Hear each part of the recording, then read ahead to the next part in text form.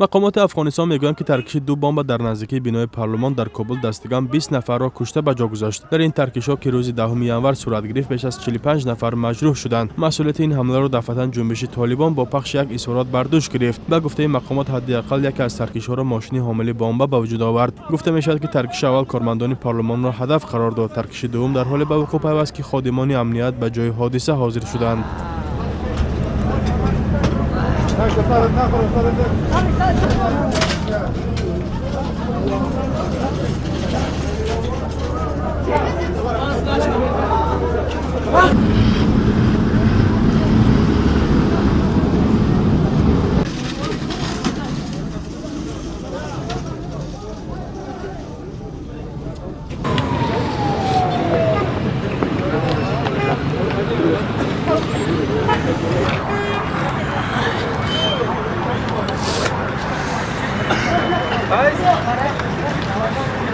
ډیر خلک